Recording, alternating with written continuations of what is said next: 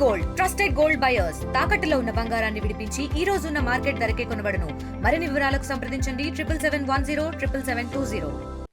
ప్రధానంగా ఇందులో ఇంకొక లోపం ఏంటంటే కథ జరిగిన టైం 92 అని చెప్పాడు ఆయన. 1920లో మొదలుపెట్టి 1992 వరకు నడిచే కథ ఇదే అని చెప్పాడు ఆయన.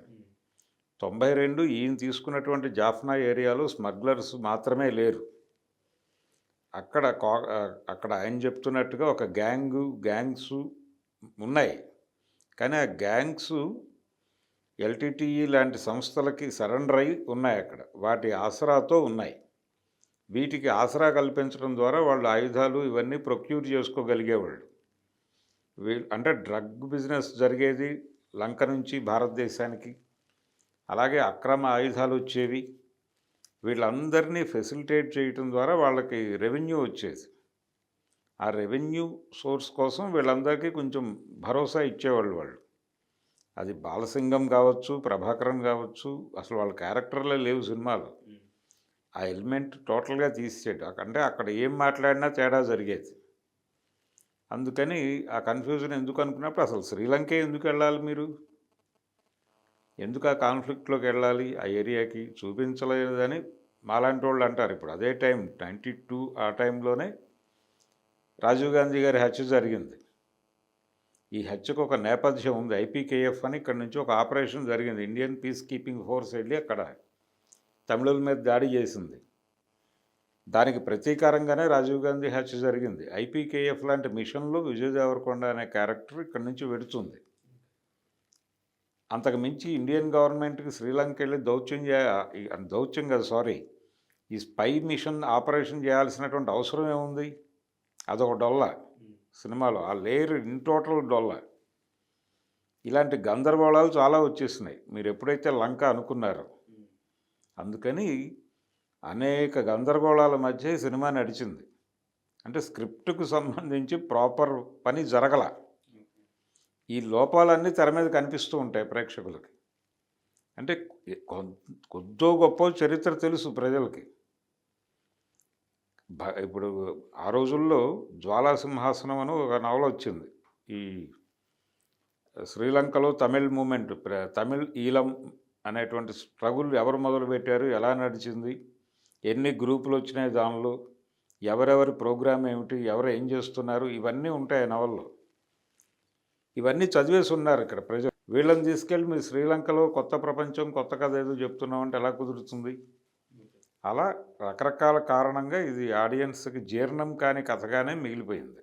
సో అంటే అటు విజయ్ దేవరకొండ కూడా ఎప్పటి నుంచో బ్లాక్ బస్టర్ కోసం వెయిట్ చేస్తున్నారు కాబట్టి ఈ రిజల్ట్ ఆయన కూడా అంత సాటిస్ఫాక్షన్ ఇవ్వదనుకోవచ్చు అంటారా?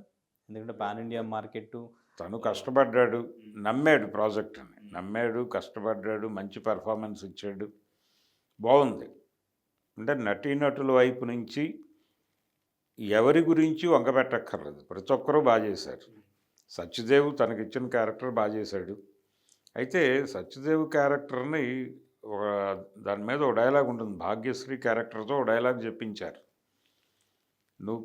నీకు నీ అన్న మీద ఎంతైనా ప్రేమ ఉండొచ్చు, కానీ నీ అన్న ఇప్పుడు ఇంటి నుంచి బయలుదేరినప్పటి నీ అన్న కాదు. అతను ఇప్పుడు ఒక డాన్, అతను ఒక సామ్రాజ్యాన్ని అది ఇది అనో డైలాగ్ ఉంటుందా, కానీ ఆ ఒరిజినల్గా ఆ క్యారెక్టర్కి ఆ పరిస్థితి ఉండదు అక్కడ.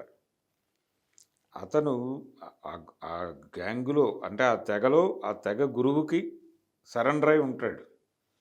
అలాగే ఈ తెగ మొత్తం కూడా ఇంకొక స్మగ్లర్ గ్యాంగ్ డాన్ ఉంటాడు, ఆ డాన్కి సరెండర్ అయి ఉంటుంది. ఇక్కడ ప్రత్యేకంగా చెప్పుకోవాల్సింది ఏంటంటే ఆ డాన్ క్యారెక్టర్ చేసినటువంటి మలయాళ నటుడు వెంకటేష్ గురించి చెప్పుకోవాలి. అతను చాలా బాగా పెర్ఫామ్ చేశాడు ఆ రోల్ని. నటీనటులు ఎవరి విషయంలోనూ వంకపెట్టడానికి లేదు. భాగ్యశ్రీ కూడా మంచి పెర్ఫార్మెన్స్ ఇచ్చింది తనకు దొరికినటువంటి 3-4 సన్నివేశాల్లోనూ. కానీ అంటే విజయ్ దేవరకొండకి అంటే స్టార్ హీరో మార్కెట్ టైర్ 1 ఇట్లా మాట్లాడుతున్నారు కదా. సో దాంట్లోకి ఎంటర్ అవ్వడానికి ఈ సినిమా డెఫినెట్గా యూజ్ అవుతుంది, మంచి రిజల్ట్ వస్తుంది అనేది చాలామంది మాట్లాడిన విషయం. అది వర్కౌట్ కాలేదంటారా? కాలేదు. కాకపోవడానికి కారణం అతను కాదు, గౌతమ్ తిన్ననూరి స్క్రిప్ట్ని ప్రాపర్గా డిజైన్ చేసుకోకపోవడమే కారణం. అంతకుమించి వేరే కారణం ఏమీ లేదు. సో కలెక్షన్స్ ఎట్లా ఉండొచ్చు అనుకుంటారు? ఇది నిజానికి సినిమా బుకింగ్స్ ఓపెన్ అయిన తర్వాత కేవలం 45% నడిచింది. ఇది 65 అని ప్రొడ్యూసర్ గారు చెప్పారు. ఇది మేబీ 65 దాకా వెళ్ళాలి. దాదాపు 100 కోట్ల పైనే బడ్జెట్ పెట్టినట్టున్నారు. అవును, అంటే టాక్ పాజిటివ్గా మంచి టాక్ వచ్చి ఉంటే ఇది 65-70% దాకా వెళ్ళి ఉండేది. కానీ ఇప్పుడు ఆ వాతావరణం కనబట్టలేదు. 55 అలా పెడుతుంది. వెళ్ళి అంటే ఇది లాస్ ప్రాజెక్ట్ అయితే కాకపోవచ్చు, నష్టాలు లేకుండా బయటపడుతుంది. అంటే లైగర్తో పోలిస్తే బెటర్ ప్రాజెక్ట్ ఇది డెఫినెట్గా. రీసెంట్గా వచ్చినటువంటి విజయ్ దేవరకొండ సినిమాల కంటే కూడా ఇది బెటర్ సినిమాగానే చెప్పుకోవాలి. కాకపోతే ఇన్ని లేయర్స్ వేసుకొని తనే గందరగోళపడి తను కన్ఫ్యూజ్ అయ్యి ఆడియన్స్ని కన్ఫ్యూజ్ చేశాడు అంతే. తెలుగులో న్యూస్ కి ఫాస్టెస్ట్ యాప్ ఇప్పుడు టోటలీ న్యూ అవతార్లో జస్ట్ 5 seconds లో కంప్లీట్ న్యూస్. సోషల్ మీడియాలో ట్రెండ్స్ కి one stop solution. Live TV app voice search option తో ఇప్పుడే డౌన్లోడ్ చేయండి లేదా అప్డేట్ అయిపోండి. యాప్ లింక్ డిస్క్రిప్షన్ లో ఉంది.